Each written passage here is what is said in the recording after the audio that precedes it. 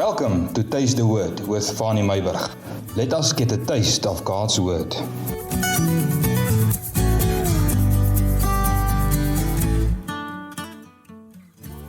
Good morning. I greet you on this wonderful Friday morning. As I say yesterday to the listeners, yes, we all live for a Friday. We are not supposed to be like that, but anyhow, we love Fridays because it is weekends. I want to speak to you this morning about do as I say.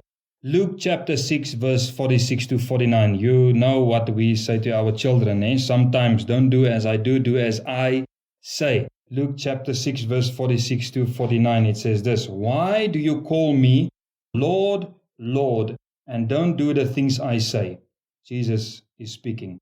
I will show you what someone is like who comes to me, hears my words, and acts on them. He is like a man building a house who dug deep and laid a foundation on the rock. When the flood came, the river crashed against that house and could not shake it because it was well built. It was well built because it was on the rock.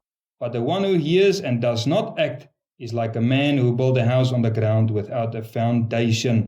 The river crashed against it, and immediately it collapsed. And the destruction of the house was great. You know, Jesus is asking the people.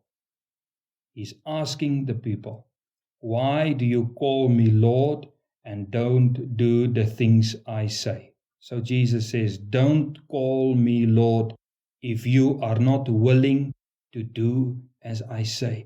Can you hear what the Spirit of the Lord is saying through the words of Jesus? Why do you call me Lord and don't do the things I say? Don't call me Lord if you are not willing to do as I say. Jesus had a very direct and honest approach. If you call me your Lord, do as I say. If I am not your Lord, do what you want. But don't call me Lord and then do what you want. This is all about obedience. To hear what Jesus say and applying it, that is the principle. Hearing is not enough. It is like the fruit on the tree.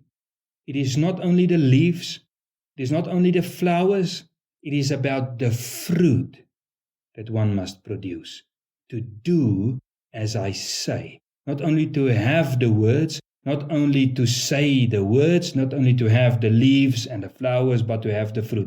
Jesus compared obedience to a house upon a rock, stable and secure in stormy times. Jesus said to them, the storms will come and it will test your spiritual strength. And spiritual strength comes from obedience to Jesus' words. A disobedient man is a spiritual weak person. And Jesus gave a warning. He says, spiritual weak people will not stand the spiritual test of times. Now here Jesus gives us the key in becoming strong in the Lord. Spiritual strong people are those who dig through all the falseness of this world and its God. And by digging deeper, he finds solid rock. What is the solid rock? The teachings of Jesus Christ, His words. And by building his or her whole belief system on the words of God, that man, that woman will be spiritually immovable and strong. So I ask you this morning, do you call Jesus your Lord?